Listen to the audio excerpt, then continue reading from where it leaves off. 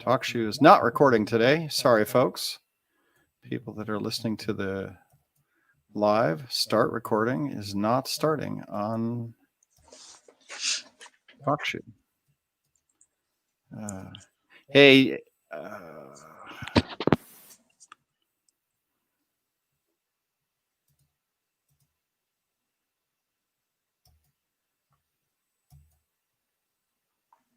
yeah, TalkShoe is just not. The mouse clicks and it just goes, sorry, not going to do that. I'm going to give it one more second. Julie, I don't know if you, yeah, I suppose you're recording now. So we'll just, I don't know what to say. It's not recording.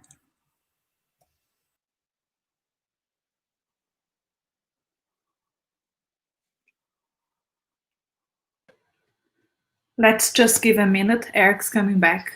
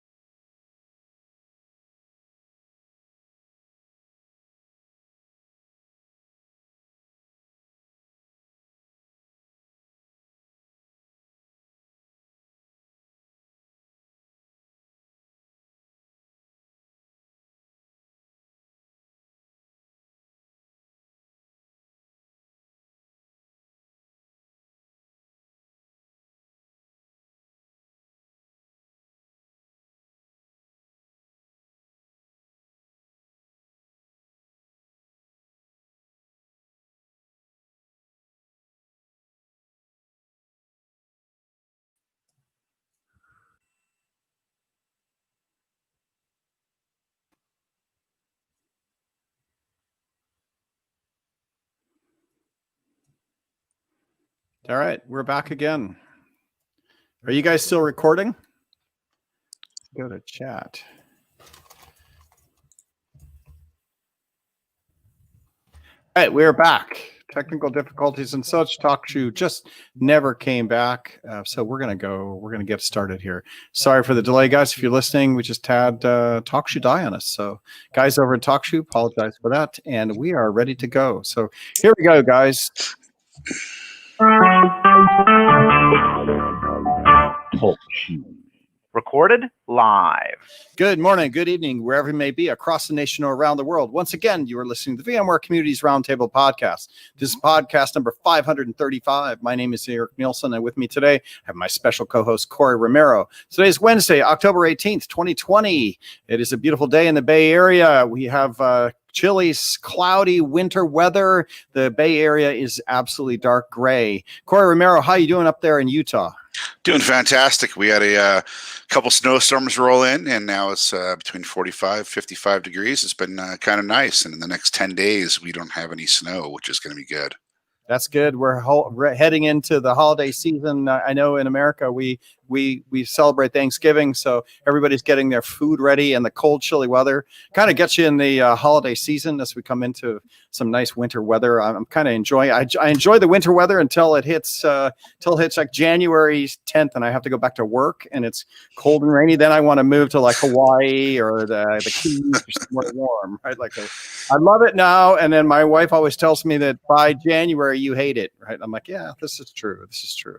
All right. On the show today, we're going to be talking about RDS on AWS. If you know, VMware has a product that we sell that is RDS on AWS, and we have the product marketing manager and the product line manager with us, Shagun Tewari, I think, product line manager. She's with us. So Shagun, thanks for being here on the show today.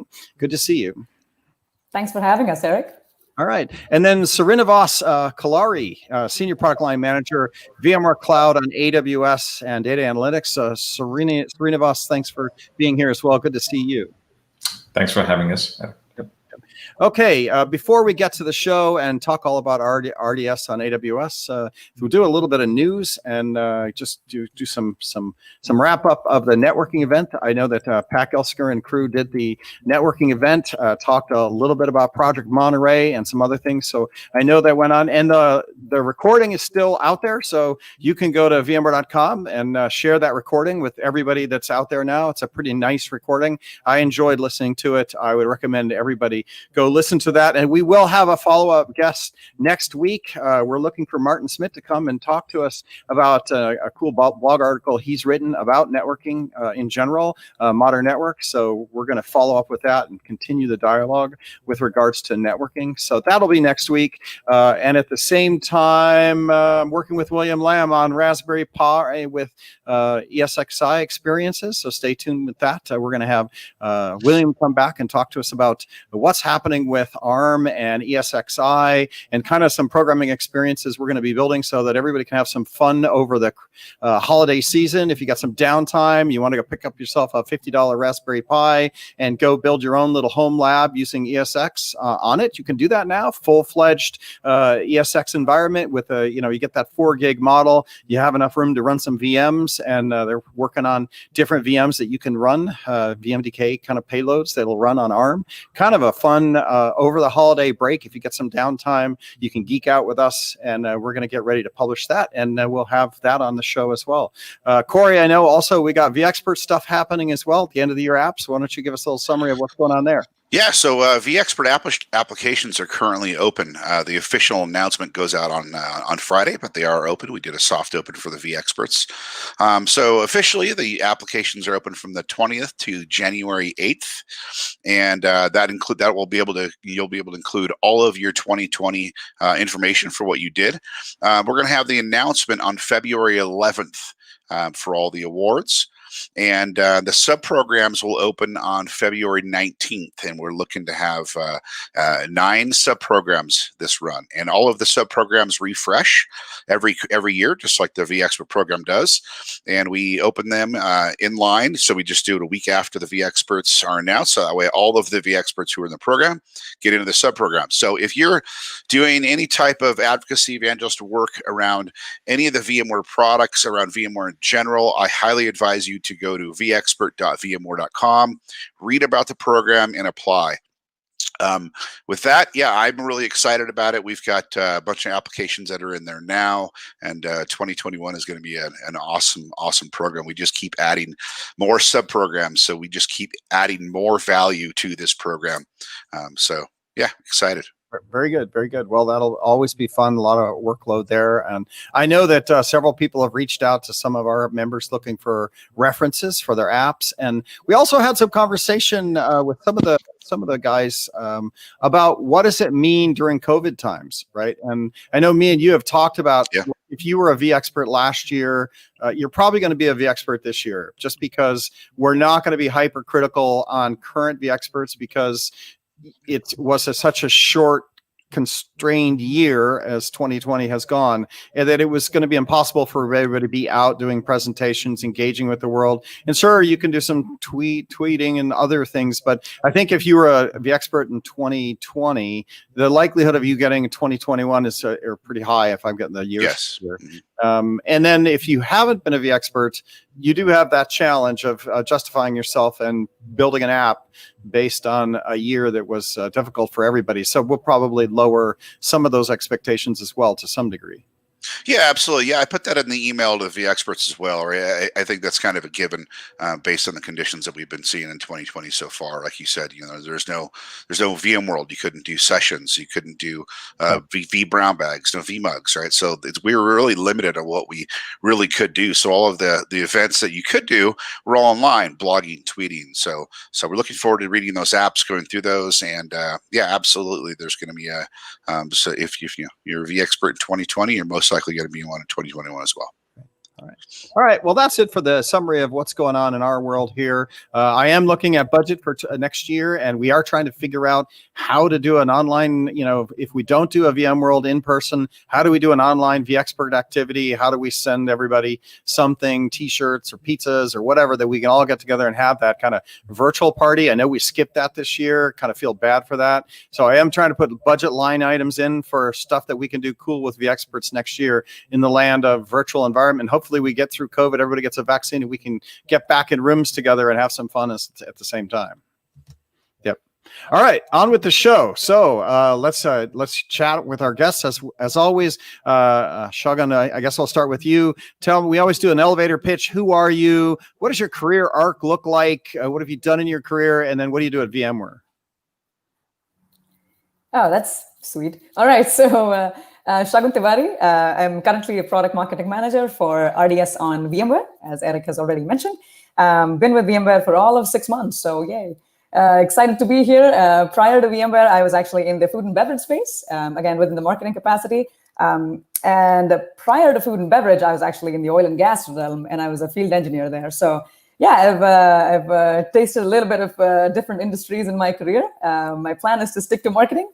So enjoyed my first 6 months here and working on Amazon RDS on VMware. I'm excited to be here to talk about it.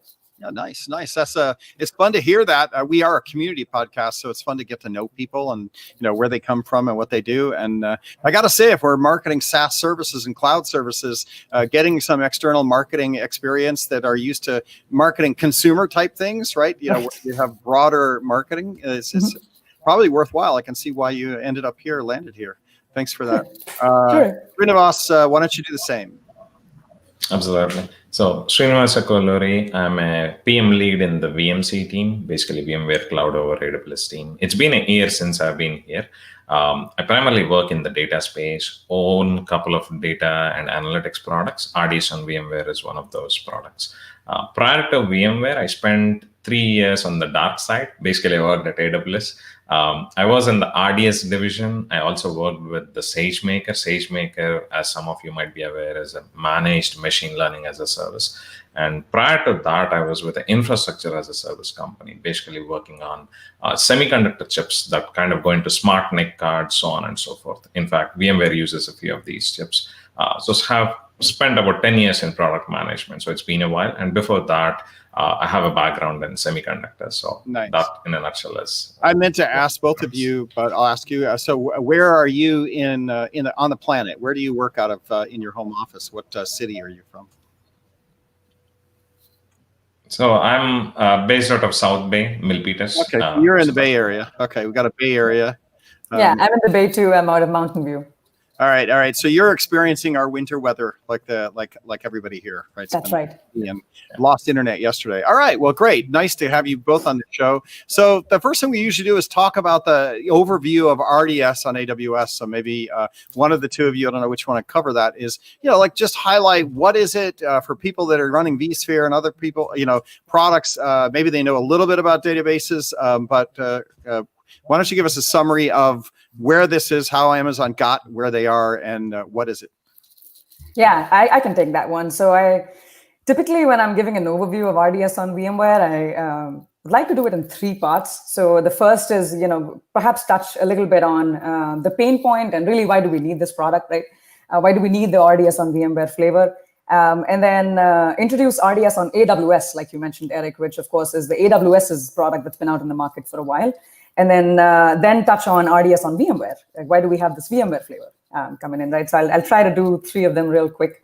Awesome. So from the pain point perspective, I mean, at its core, Amazon Relational Database as a Service is a DBaaS, right, or a database as a service. And really, the need for a DBaaS is from this major pain point that comes from our target persona, this database administrators.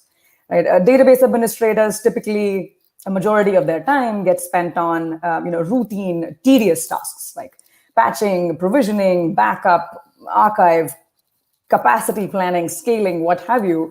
And at the end of the day, they don't really have as much time to spend on more tasks that are better aligned with their business objectives or more value-add tasks per se. Right, and this we've seen this across different kinds of databases and relational databases in particular, because they power most of the world's business critical workloads. This problem of spending so much time on these low value add tasks gets even exacerbated as enterprises grow, right? As more and more databases come into the play, and then a variety of database engines come in, each with their own different control planes, infrastructures get more complex. Right, in general, just enterprises get more complex, and that just leads to very steep increase in operating costs for managing your mission critical database workloads, and often require very high skills of database administrators, if you will, to manage this across enterprises. So enter RDS or Relational Database as a Service on AWS, which is an AWS managed own offering, very mature product. Actually, has been out in the market for about I would say a decade. Srini, correct me if I'm wrong, but it's been out in the market for a while, and very popular product, right? Relational Database as a Service helps essentially automate all of these manual tasks. So it helps set up, operate, and scale up databases in the public cloud. So for all the database workloads running on AWS, they can just take the native RDS flavor and help automate all of these tasks, so that overall they end up freeing time across the enterprise for just productivity increase and efficiency increase.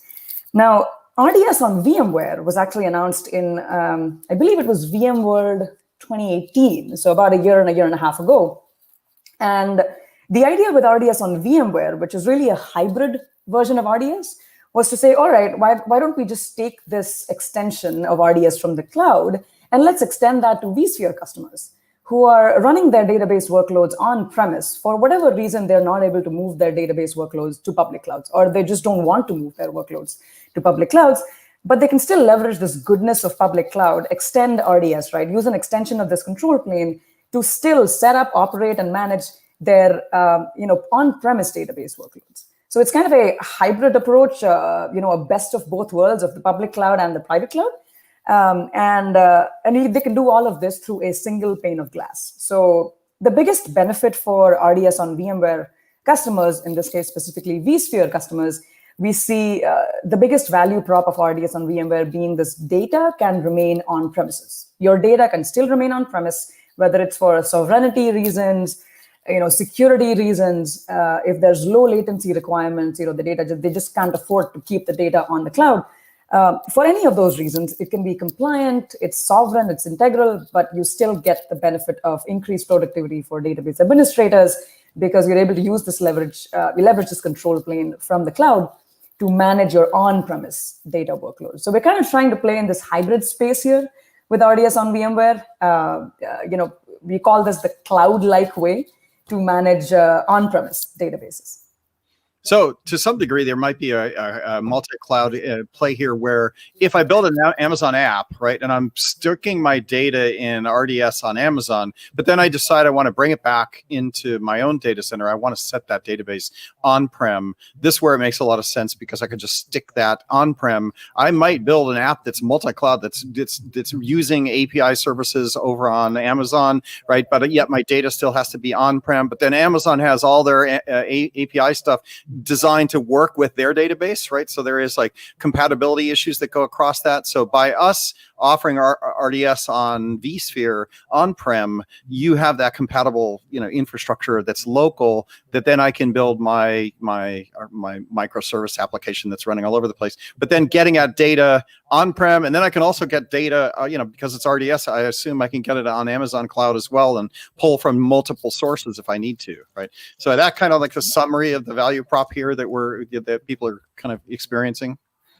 That's perfect. That's actually the single pane of glass piece that I was talking about is that you have the flexibility. If you like, you can expand your databases in both public and private clouds, because you can use the same tools, same APIs, same automation to manage databases on both. Right? And that's why we call it the single management plane of sorts. Right. Sure. And there's cost implications. If you start seeing too much cost on your database up on Amazon, then you can, you can move it on-prem if you need to move it on. But there's all kinds of ability to dynamically control that. So I can see why we offer that. And I guess the RDS piece is just Amazon's grew up offering database services, and this is where they are. This is what people are using, and so has been this need to offer it here. Do IT practitioners, or I guess there's like a whole class of people that are database admins, right? Do they interact with IT practitioners to do kind of like the maintenance of the databases, the backup or store, all that stuff? Or is it the database team themselves in an enterprise that actually worry about the databases? I'm just curious how much of this.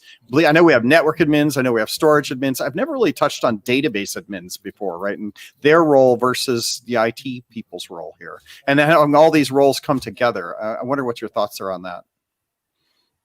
Yeah, that's a great question. And, and Srini, correct me and, feel free to chime in. But I believe the primary target persona that a database as a service product, right, really serves the needs of is a database administrator, somebody who works with specifically databases day in, day out, and, really feels that pain that, oh my God, I have to hire 10 highly skilled database administrators, each for a particular database engine, because of how complex my enterprise is, right? So that is really where a database as a service comes in and really eases the pain there, so to speak. So I'd say from all our messaging standpoint, database administrators have been our primary target persona. Having said that, we've actually interacted with, from a customer point of view, we interact with a bunch of folks, right? It's likely more often than not the database administrator team. And it's our primary points of contact, like you said, the IT admins, or even in some cases it could be the vSphere audience. But yeah, in terms of personas that we actually end up working with is a mix of folks, right. Depending on who we work with sales. But again, the primary piece that the primary person that we're trying to get to is the database admin, who then of course might report up to VP of infrastructure, or whatever that line of business looks like. I'll ask Srinivasa the next one, which is, do application developers also have a say in this space as well? Because I assume there's just tons of tie-in to the apps and database calls, right? So how does that play in? Absolutely. Great take on that one, Eric. In fact, I've seen this term get used about quite a bit. The term is called data exhaust. All modern apps are actually producing data exhaust, especially customers in the multi-cloud world or in the hybrid cloud, where they're refactoring and moving applications to the cloud, often have to deal with databases powering the applications. Like literally every application is powered by a database, whether it's an e-commerce application, grocery shopping, or an enterprise kind of application. So we're definitely seeing that. Also, to build a little upon what Shagun said, we're definitely seeing the lines blur in between the personas. Traditionally, maybe 10 years ago, we used to have the true blood, only VM, VI kind of admin persona, entirely dealing with the vSpheres. The lines are blurring so much where the VM admins are also doing a little bit of the DB admin kind of work. And it's a huge amount of work, like database tuning, patching, keeping it upright, high availability, disaster recovery, getting the latest version, so on and so forth. So RDS on VMware takes out the guesswork out of a lot of those stuff. So in a way, it is definitely also connected with the applications. And many times the application developers themselves have to get involved, because your reads and writes is your application able to handle a lot of traffic, so on and so forth. In a way, is dependent on what is the database kind of powering your application. So definitely we're seeing this come up as well. Right, so I can see that if you're an IT practitioner, a vExpert out doing architects for your data center, this is going to start creeping into your world, right? Where you're going to have the hybrid environment start looking at services. And I know we announced a couple of years ago Outpost, I think it's called, from Amazon, right? Where and I assume that they have other things. I think RDS was one of them. Are there other ones that they're kind of doing this strategy where I can build my app over here, but then I can also have it on-prem and then then I can manage where my app is going to run and what services it's going to pick from what location. So is there additional things they're adding into this model for that? Oh, absolutely. Great question. I can take that one. So Outpost is a competing solution, I would say. It has some distinct benefits versus we have, but it's exactly in the same space. There are two variants of Outpost. There is that AWS variant where you're running on bare metal AWS instances. There is also that VMware variant where the VMC stack is running on top of Outpost. It's a distinct offering. They are increasingly bringing in other services, to your point, like machine learning, for example, like data and machine learning. I always say are joined at the hip, because 90% of machine learning practitioners will tell you is all data curation, segmentation, and cleaning up. And there are strict compliance requirements, just like data, like regulatory requirements and so on. So there's a lot of value where firms, if they can do their data analysis or machine learning much closer to the source, which means it's a hybrid environment, whether it's something like RDS and VMware or a competing one. But we're definitely seeing, to answer the question, we're definitely seeing more services kind of go that way, both from the public cloud side and even from an AWS roadmap from our end. Yeah. Right. So the RDS on our RDS on VMware's RDS, right, is not part of our Outpost. It's just a separate entity that you can buy. So you don't have to buy into the whole Outpost stack in order to do that. And Outpost is basically running our stack on top of their stack, right? Either on their prem or on our prem, right? Yep. Amazon. Yep. So that makes sense. Okay, so this one, in a sense, is you hear database. We'll run it on top of vSphere. Here's how it works, and that makes sense. So that's interesting in a sense that everybody's probably getting exposed to that, and to some degree, I would assume that there are some kind of there's some kind of career track here that IT practitioners and vExperts and others can follow along to start learning about our offerings in this space as well as other offerings in this space, so that when you get called, because I can imagine if you're operating a data center, you're going to get called in to some meetings where people are going to start discussing this and how it's going to impact what you're doing in traditional IT to kind of expand these services, and maybe to some degree learn enough that you can go in and recommend and provide solutions that maybe the DB people haven't even thought of yet. So question is, how do we take IT practitioners on this journey? Do we have hands-on labs? Do we have other things that people can go learn about RDS and how these pieces fit together? So we have a lot of public-facing documentation, both on the AWS page and on the VMware pages. And we also have great demos. In fact, I think we had a Cloud City booth at VMworld, and we'll have a few other booths at AWS ReInvent, which is coming up, and Shagun has all of those nice details. We don't have a HOL lab yet, but a ton of good facing information, including it's like typical AWS information where there is very visual information on how do you invoke the CLI, how do you kind of stand up the databases, which versions, so on and so forth. But we can definitely improve this much further. So. All right, so to deep dive a little bit more on databases then, because I think that's what we want to do as well, and why we have you here. Oracle, MySQL, there's the handful of, database leaders that are out there, right? Do we see significant, changes in what Amazon's offering, right, versus what the traditional database vendors are offering, versus then you got, I forget the company name that does the MongoDB and some of the more, interesting architected databases. Why don't you take us through like the database layout as a whole? Like if you're not an IT practitioner, what do I need to know about RDS? Is it a traditional SQL database? Why don't you give us a high level and then deeper dive on kind of what RDS is from a standpoint of just pure database technology? Sure, I can take that one. At a very high 10,000 feet level, actually, I would segment that database world into 4 buckets. You can think of it as the relational databases, the traditional RDS databases, whether you're coming through SQL Server, Oracle, so on and so forth. You have the non-SQL databases, which is where MongoDB falls, and Amazon has a competing offering called DocumentDB. But all NoSQL databases you can kind of put in there. Then you have the operational flavor of database, databases. You can lump in Amazon Redshift and a few of the data warehouses in there. And then you have the transactional databases, memory databases to be really precise, like where there are applications like Instagram where people are posting and you require latency of like milliseconds or microseconds, which are way different than what you would get with an RDS kind of application or a cloud data warehouse. But at a very broad stroke of the brush, this is how I would kind of segment the market. Okay. And each persona is a little different. The transactional databases, there's going to be a lot more interaction with application developers because it's going to be very much customer kind of facing applications. The RDS and the operational style of databases play in a little different area. You can either use the databases for a lot of analytical kind of work where you're writing your traditional SQL queries and then kind of analyzing the data. It could be backing up enterprise applications, so the latency requirements are a little relaxed compared with some of these transactional kind of stuff. And you will still have a separate DBAS team or a DB admin team. There's going to be a lot of interaction. But those are the 4 buckets that I would kind of segment in. Also, to answer your question on how is the landscape kind of changing, the application space literally is exploding, which is how Mongo came up, and they've been very successful. So we also see the NoSQL movement kind of take hold. We've also seen a lot of customer-facing applications come up, which is where the memory databases, in-memory databases are kind of growing.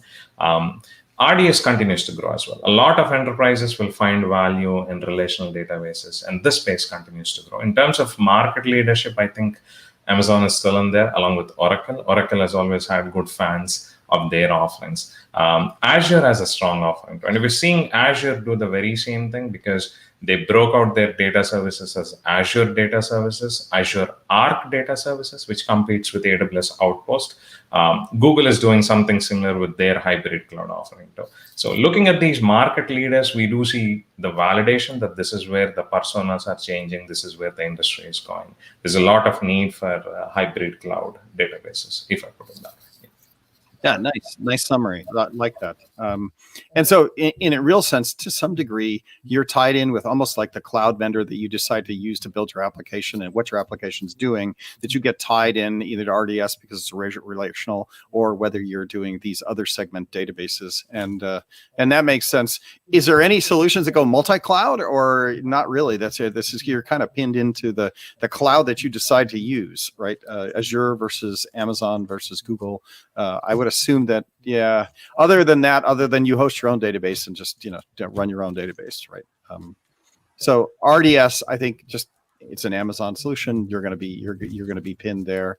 I have one out of the box question, just because it's been popular these days, last few days. Like, where does Snowflake fall into this? Right? Like, we hear about Snowflake, biggest thing ever, right? And a lot of us are like, wow, what layer does that plug in? So maybe it doesn't play in the data layer at all, but I know they also try to solve some of these problems. So just curious what you know about that. Yeah, I can take a stab at that, Srini, because we've been discussing about Snowflake for a while now. I'd say, the buckets that Srini just talked about, right? There's transactional, and then there's SQL, NoSQL databases. There's actually, I probably add the 5th bucket there and say that's more of an OLAP bucket or an analytical bucket. And, that's I would say that's still a database space, but, we kind of call it a data warehouse space, if you will. That's in the simplest way, we call it database plus, right? It's just bigger and better than a database, and also has added analytical queries. So it's not just operational and transactional, but you can actually run analytics to be able to have business intelligence at the end of it, and have data scientists and data analysts, right? Look at reports and intelligence reports on the data that you have. And typically that's for massive data processing, right? So at least this is how I understand it in my very layman head of the world of data warehouses. Right. Do they allow you to have multiple databases underneath their layer, right? So then they have APIs that get at the analytics and that, and then you set that on top of whatever database you choose, right? And that they're just that upper level, API interface to get at your data and slice and dice your data a given way. I would assume that's right. I don't know if they're in memory, high transaction volume to your point, or whether they're just, what they're doing there, but that's interesting. So that layer above. Okay, thanks Thanks for that. So I know that we've been trying to get vExperts to pay attention to this and learn a little bit because it's becoming more and more important. All of our cloud services are. When we go to offer up RDS, talk about the purchasing model here. What would I be recommending? And are we selling this as a SaaS service, even though it's kind of an on-prem thing? How are we going to market with this? Yeah, so this is sold as a SaaS service. It is database as a service. Again, it is owned by Amazon because RDS is an Amazon product. But VMware, so we don't sell this as VMware as of yet. As of this year, we don't sell it. But we support AWS in marketing activities on our end. So we do all the messaging, go to market, right? Make sure we spread the word as much as we can to any customers who would be interested. And then AWS essentially owns the selling motion. Here with an internal agreement with VMware for X% of the sales that go to VMware. Right. So we can, and then there's good reason to do that because it's just a line item on our enterprise agreement where you can just go, hey, for the next contract this year, I do this with some of my social tools that we have. We have a big contract with Salesforce, and Social Studio we use just a line item, right? And every 4 years we get to decide whether we're going to re-up for that line item. So by having this as part of a VMware offering, it just ends up as a line item that an enterprise deal can put on their yearly PO, I assume, and then you get that service without having to go deal with how else am I going to buy it, right? I'm still a little confused, which is just me. Sorry, on where. So I'm buying it. Amazon's running it. It's a SaaS service, or I'm buying it as a SaaS service, but it runs on-prem or it runs on Amazon, and I'm using it on-prem. I just have to work that out in my head. I can take that one. So what happens is, just to simplify it, there's a small installer which kind of runs on-prem that takes care of the network and the security connection to the RDS kind of plane. The beauty of this is AWS operates as traditional AZs or regions. Like within the Singapore region, you could have a couple of AZs, and that's where your data is kind of being stored. The whole value proposition of this data residency and sovereignty is we have the concept of a custom AZ where if you so choose, you can decide to store a portion of your data on-prem, whereas the rest is kind of replicated to the cloud, which is great for disaster recovery, data sovereignty, a lot of other stuff. So there is that on-prem installer, which kind of sets up your vSphere and rest of your instances. Rest, the database is kind of being backed up to the cloud. You do have an instance kind of running. There are 3 classes of instances. Amazon has gazillion instances. For RDS and VMware, we have MV11, RV11, and CV11. And all of these are like public information on the page. You can find the information. So it stands up an instance in the cloud. You also have your on-prem stuff. Data is kind of, you can make the choice. You can either keep it on-prem or send it to the cloud along with the rest of the benefits. So that's what actually happens. Yeah. Okay, that's interesting. I guess it's an architectural thing that people have to get through because I watch YouTube videos all the time. I'm a YouTube junkie these days, right? Where I just sit up in the morning and watch, whatever they feed me. And one of the sets they feed me is, I think it's Snowball, which is their database pack, like little refrigerator, mini cooler that you get, X number of petabytes in this cooler that then I ship my data. It can go through FedEx and get it over to the Amazon cloud. And they actually have now, I think, like a snowmobile or something, which is a truck, right? That you can ship your data back and forth. So when you're looking at that, it's like, I guess you have to manage where you think your data needs to be, for latency and, whatever security requirements or whatever, where you're architecting, how much of that data stays on-prem. And then it's the network fabric that they set up that basically allows that whole thing to work correctly. Absolutely. And the rabbit hole goes a little deeper. They now have the snow cone, which kind of sits on your desk. So the naming just goes on.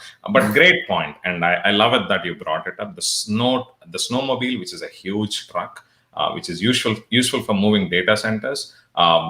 And then you have the smaller snow device and the snow cone are great for transfer of data into the cloud and outright transfer of data, because ingress and outgress costs can be crazy. Like if you ever look at an AWS bill, and I'm not throwing shade at them, they're a great company. But if you look at the networking and the data transfer bill, it could be huge. Snow cone or the snowmobile, you can transfer a lot of data in there. Think of it just like a flash drive.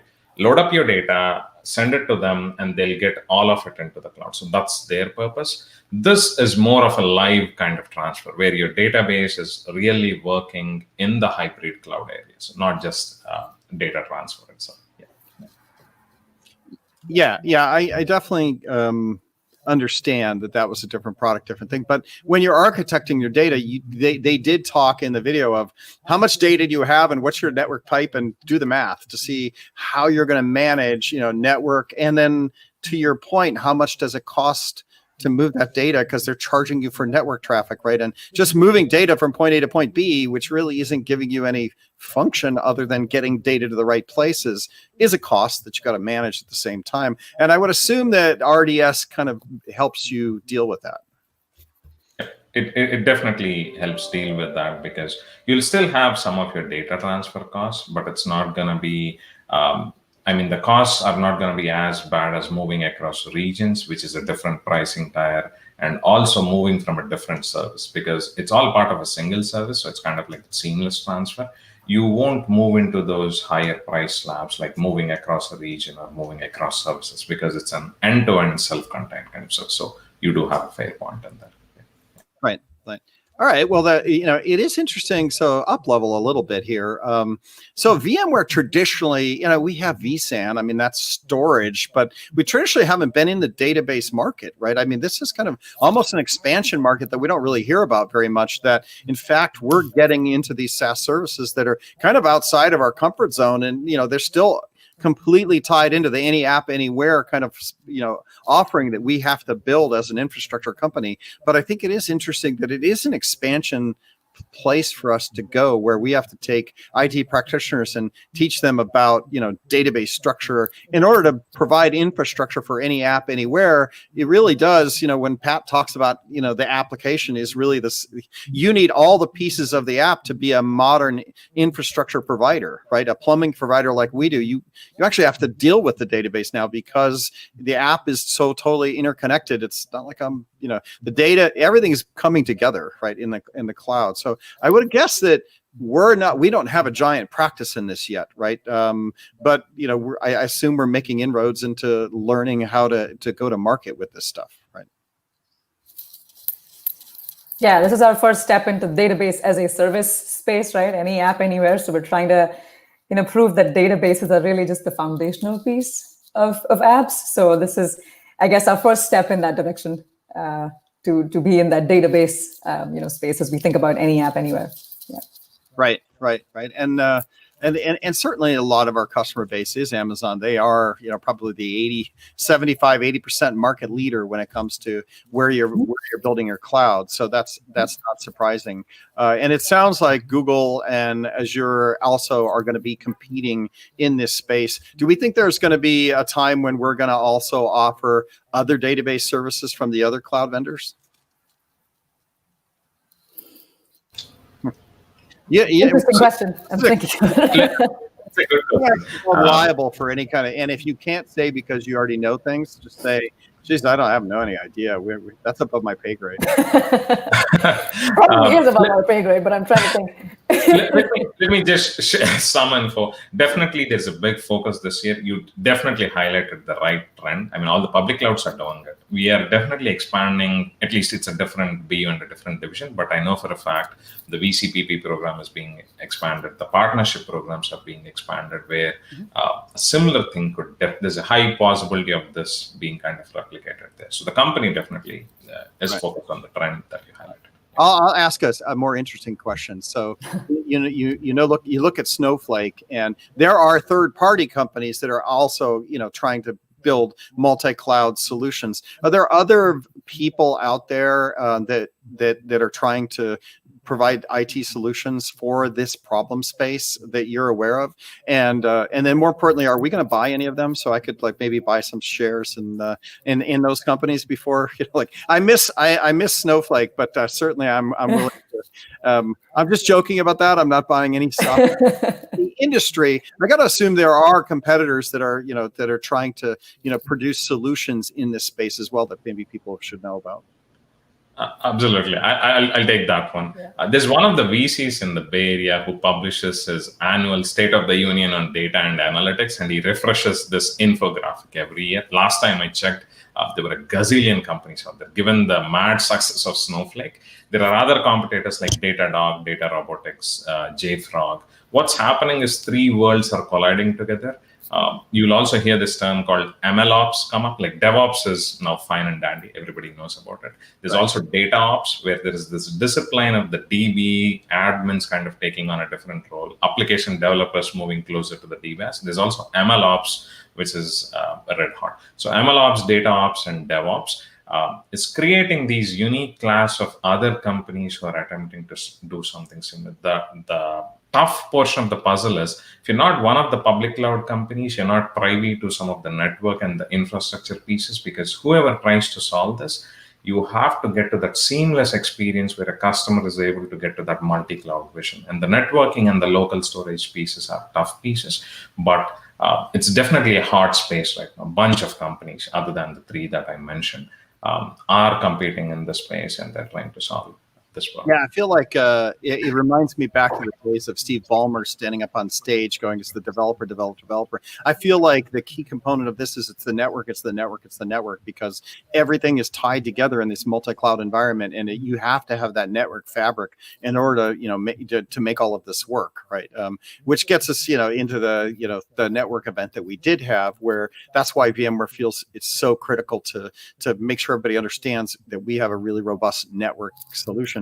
I would assume that, connecting back to Amazon, does an NSX play a part in that fabric back to AWS, or is this not really tied together for this type of solution? It's not completely tied in, but our VMC solution is very strongly tied in. So as we look at this in the future evolution, we're definitely looking at it much more closely, whether it's transit, gateway, or direct connect, and some of these other solutions. And that's definitely a very strong point for us. The RDS and VMware installer invokes some of the portions of it, but does not do it completely. So yeah, there are portions of it. Yeah. Next thing I always do in a podcast is I always talk about modern apps a little bit and Kubernetes, and like, how does this play in, just to give our IT practitioners kind of a sense of the puzzle pieces. And obviously everybody's paying attention to RDS and not RDS, Kubernetes, and on vSphere 7. Is there any kind of knowledge they should know about when we're talking about Kubernetes, modern apps, and connecting RDS?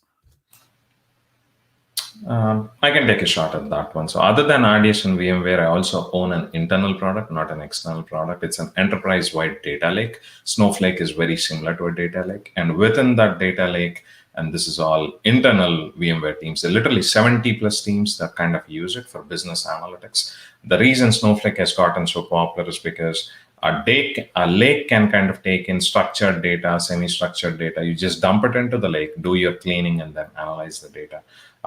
Where does Kubernetes kind of come in? There's this concept of data pipelines. Like, can you set up an automated pipeline, like a fire and a forget, where I hook it up to a database, I hook it up to a website, whatever your data source is, let it just pump data into the lake. A container-based data pipeline is a very interesting area. I believe Snowflake is doing something similar, but at least internally. For now, this product is internal. Lots of teams have used it for the past 2 years, but this is one intersecting area where containers and data pipelines are kind of coming in for that seamless kind of experience. So pretty new, red hot. So if there are experts or other admins who would love to learn about that, I think that's one area that I would recommend, which is also growing pretty fast. Nice. All right. Good. I know that we have about 10 minutes left. And so normally we would go, hey, where are you going to be next year? Right? Like, what are your goals and objectives, and what events are you going to go to? How are you going to be on a road show and meet the experts at vMugs or other community members at vMugs?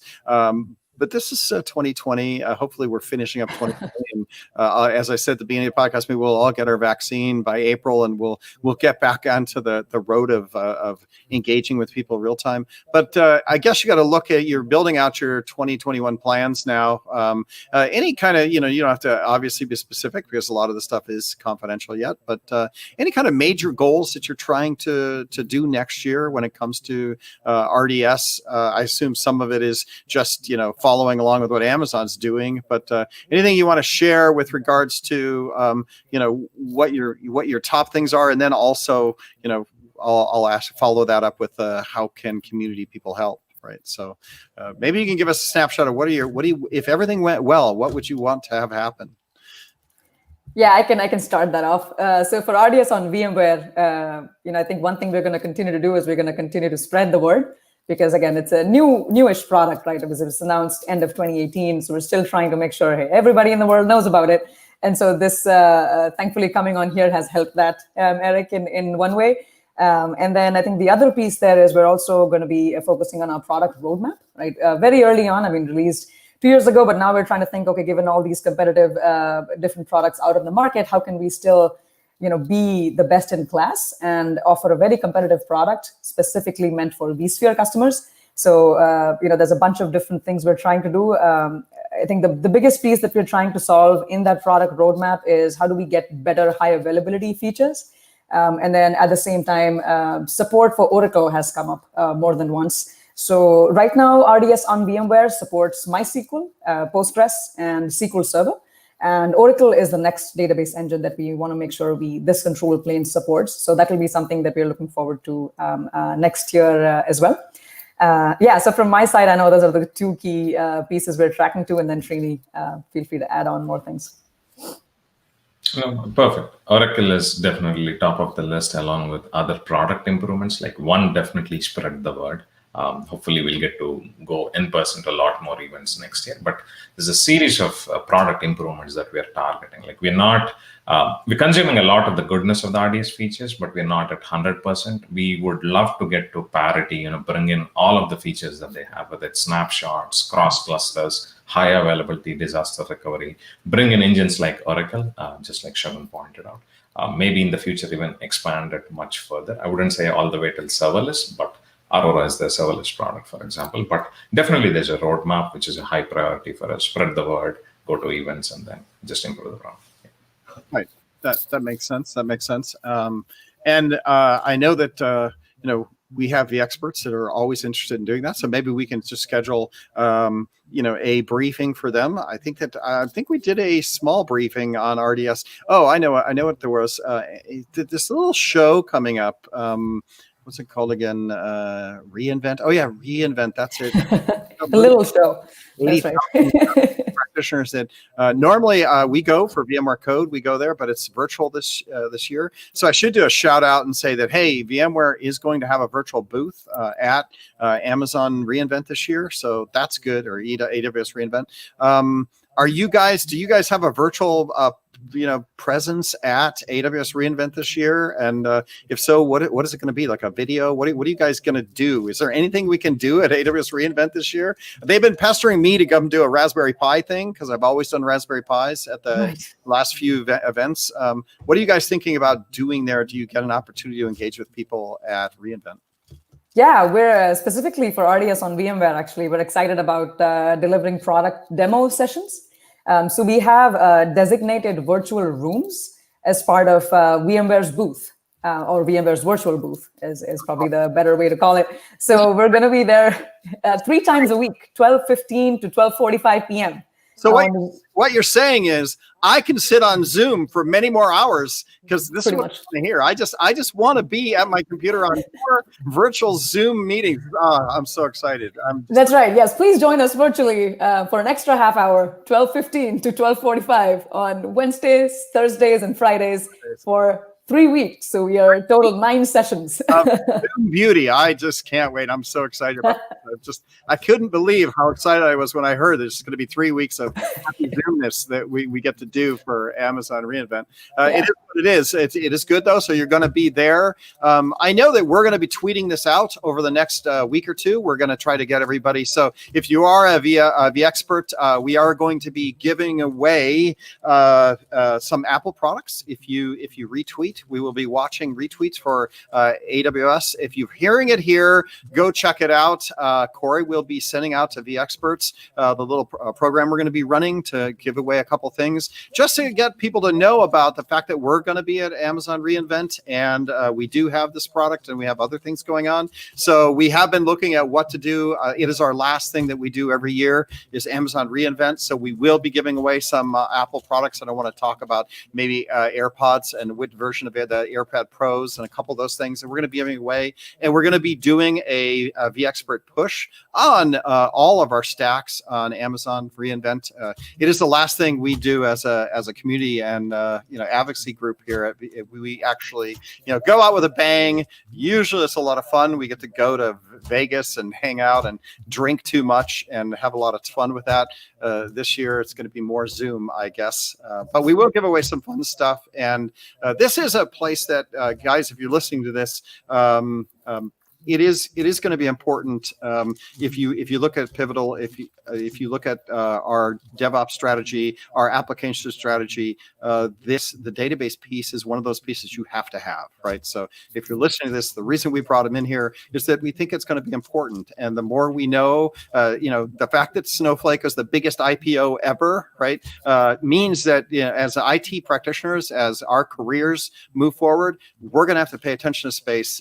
And you guys will be at Amazon, and we're going to make sure that everybody, all the people, I think we have 5 million community members in the VMware ecosystem. I think all of us have to look at, the database part and become smarter on what we have to offer here, so that when we're coming to the table, we can talk intelligently about what's going on in the database world, as well as what VMware can offer as solutions. And I am looking forward to Oracle. You can't do a lot in enterprise databases without kind of an Oracle, piece to it. So that should be fun for next year.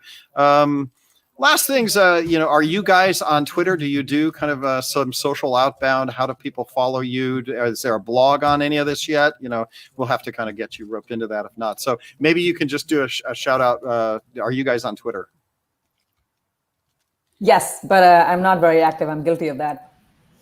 What is your Twitter handle? This is your time to say at something so you can. Oh man, you got to double check. Yeah, sorry.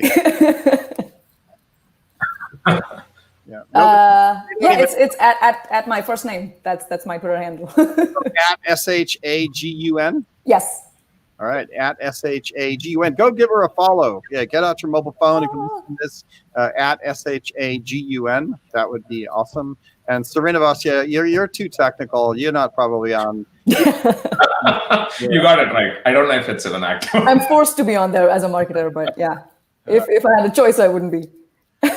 We just so you guys know, we do live on Twitter. A lot of followers, 20, 30,000 people are out there. So it's always fun to get on Twitter, get some followers going, because it's a way we can interact, ask questions, forward your content. We're always looking to do that. And we should probably set up is there an at VMware RDS Twitter account yet? We should do a shout out to that. Everybody can go give that a follow. Yeah, I'm actually looking. We don't have a Twitter account, but we do have an email alias, which is super old-fashioned for this community, probably. I swear that you should. What are the old school? Before we had Zoom, what did we used to do? I forget. Emails. Yeah, which is where we are. Yes. Yeah, all right. So definitely at SHAGUN. Give her a follower and tell her to set up a RDS VMware on a Twitter account so that we can all follow that and have some conversations. Come over to VMTN. We're going to get you set up on VMTN as well, so that you can be a part of that. We're going to get you a blog. We're going to have to do a lot of work with you guys, right? Because you need to get connected into the V community environment. I do. All right, we're at the top of the hour. Thanks a lot for being here, Srinivas and Shagun. If I'm murdering your names, I'm sorry, but great to have you here. It's great for all of our community members to understand what we're doing here and starting to pay attention to database. And we're going to start doing some database marketing at the same time. So thanks a lot for joining the show, and I hope you have a great rest of your year. Thanks for having us here. Thank you so much. Thank you for having us. Corey, Awesome. Thanks. For showing back up again.